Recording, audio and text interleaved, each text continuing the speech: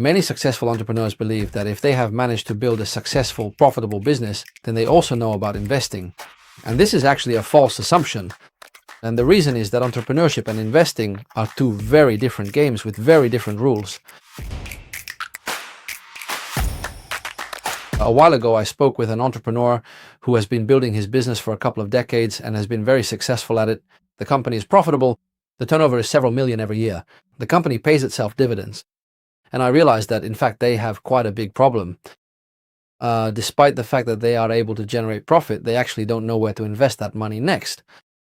And the reason is that they actually lack basic fundamental investment skills. And there is this assumption that since I am already successful with money through my company, I should automatically know something about investing as well. And now, actually, this may require a bit of an open mind, maybe a bit of humility to admit to yourself that, in reality, I don't know very much about investing. This is a topic that I am perhaps willing to learn about, to acquire those basic skills, to understand what the different asset classes are, and then to start building that plan very consciously. And in talking with various entrepreneurs, I have seen that often there is no such plan.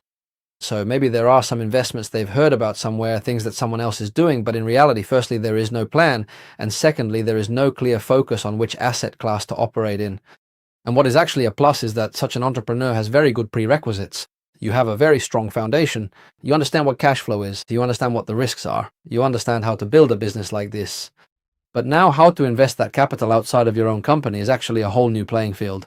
There are two very different investment strategies. One is capital growth and the other is cash flow. And there are very different tools and different opportunities that you can use. And if you don't have a very conscious decision about which one you need right now, then it's probably worth setting that big picture and strategy for yourself. And often if you are a profitable entrepreneur, right, that capital already comes from your own business, then you need cash flow instruments.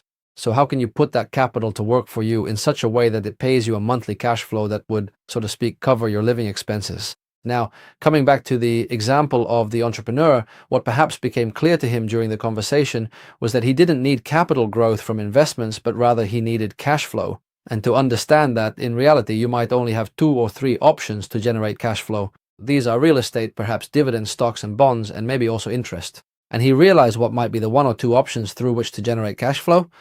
So just having that clarity and consciously focusing on these cash flow investments changed the game a lot for him. And he realized that if he grows his portfolio in this way, he actually won't have to worry about his expenses.